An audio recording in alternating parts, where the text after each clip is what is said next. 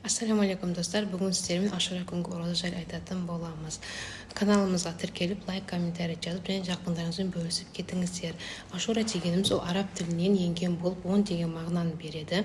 Алла тағала Құран-ы Кәрімде пайғамбарымыз саллаллаху алейхи уассаламға және оның умметіне 10 ерекше күндерді берген. Соның 10-шы күнінен бірі ашура күні болып есептеледі. Пайғамбарымыз саллаллаху алейхи уассаламдан сахабалардың бірі сұрағанда, Рамазан айынан кейінгі ең абзал ораза қай күн деп сұрағанда, пайғамбарымыз саллаллаху алейхи уассалам ашура күні ұсталған ораза деп жауап береді. Бұл күні ораза ұстаған адамдардың бір жылдық күнәсі кешіріледі. Бұл ораза сүннет амал болып есептелінеді. Ашура күні ораза ұстаңдар, яһудилерге ұқсамас үшін алдын бір күн және кейін тағы бір күн ұстаңдар деп айтқан пайғамбар саллаллаху алейхи уассалам. Мухаррам айының 9-шы, 10-шы немесе 11-ші, 10-шы күндері ораза ұсталады.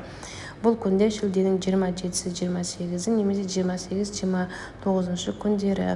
Бұл күнді барынша құлшылықпен өткізуіміз қажет. Истиғфар, салауат, зікір, дұғаларны айтып. Қатар кімде-кім ашура күні әйел бала-шағасына кеңшілік жасаса, Алла тағала оған жыл бойы кеңшілік жасайды деген пайғамбар саллаллаху алейхи уассалам. Кеңшілік жасау деген бұл сыйлық сыйлау, қуанту, қыдырту тағы басқа сауапты істерді істеуді түсінеміз. Алла тағала Мухаррам айында ашура күнде ұстаған оразаларыңызды, істеген құлшылықтарыңызды, ізгі тілектеріңізді, дұғаларыңызды қабыл алсын.